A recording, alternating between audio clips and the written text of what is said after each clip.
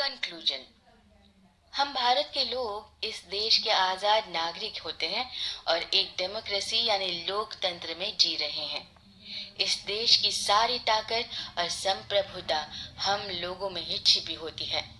इसी ताकत को जाहिर करने के लिए आजादी की लड़ाई लड़ने वाले महापुरुषों ने देश की आजादी के बाद संविधान का निर्माण किया था। इसलिए न सिर्फ यूपीएससी की तैयारी करने वाले स्टूडेंट्स बल्कि इस देश के हर नागरिक को हमारे संविधान के बारे में जानकारी जरूर होनी चाहिए। इसलिए इस पेशकश के जरिए हमने आपको वही सारी जानकारियां देने की कोशिश भी की है। बिल्कुल बेसिक से शुरुआत करते हुए हमने आपको ये बताया कि संविधान होता क्या है और भारत का संविधान बनाने की शुरुआत कहाँ से हुई थी।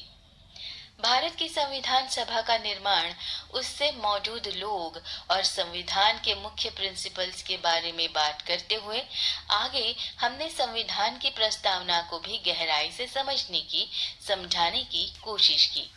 ये सारी बातें करते हुए हमने वक्त वक्त पर संविधान में हुए बदलावों का भी जिक्र किया है। आगे फंडामेंटल राइट्स और फंडामेंटल ड्यूटीज के तहत हमने जो बातें जानी हैं वो किसी भी परीक्षा की नजर से बहुत ज्यादा जरूरी होती है। किसी भी परीक्षा यानी एग्जाम को पास करने के लिए जिस पॉलिटिकल नॉलेज की जरूरत होती है वो बिना फंडामेंटल राइट्स और फंडामेंटल ड्यूटीज को समझे नहीं आ सकती, क्योंकि फंडामेंटल राइट्स और फंडामेंटल ड्यूटीज ही संविधान का ऐसा हिस्सा है जो देश के नागरिकों को सीधा प्रभावित करता है। इसके बाद हमने देश की संसद, हमारी कार्यपालिका और न्यायपालिका के कामकाज को समझने की भी कोशिश की है। हमने ये जाना कि प्रधानमंत्री और मंत्रिपरिषद का चुनाव कैसे होता है, राष्ट्रपति को कैसे चुना जाता है और राष्ट्रपति और प्रधानमंत्री के पास कौन कौन सी शक्तियां होती है। हमने ये भी जाना कि राष्ट्रपति भारत का हेड ऑफ द स्टेट होने के बावजूद सिर्फ नाम मात्र का शासन करता है, जबकि देश का असली शासन प्रधानमंत्री और मंत्रिपरिषद द्वारा ही चलाया जाता है।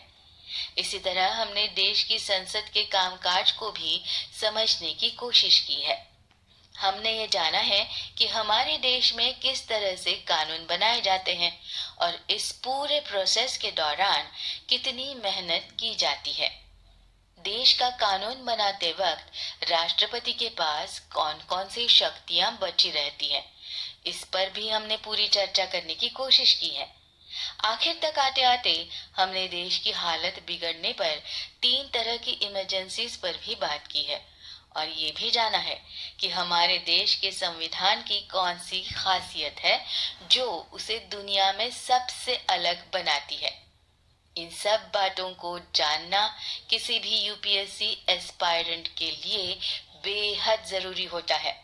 साथ ही साथ अगर आप इस परीक्षा की तैयारी नहीं भी कर रहे होते हैं तब भी अपने देश के संविधान के बारे में इतनी बेसिक जानकारी होना इसलिए भी जरूरी होता है क्योंकि यही से हमें ये पता चलता है कि हमारे पास क्या क्या अधिकार होते हैं और इस देश के प्रति हमारे कर्तव्य क्या क्या होते हैं।